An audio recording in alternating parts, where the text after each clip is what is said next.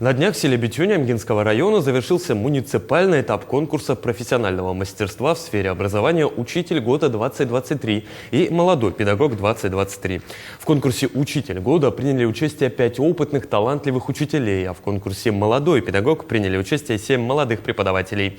Участники прошли 2 этапа конкурсных испытаний – это открытый урок и мастер-класс. Во время конкурса все участники отлично продемонстрировали свои педагогические знания и навыки работы с учениками. Давайте с вами.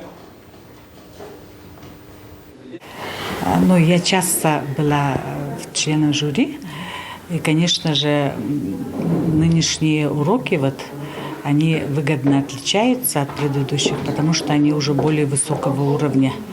И некоторые уроки связаны с практикой, практической работы, опыты, лабораторной работы, с компьютерной техникой. Очень интересные уроки.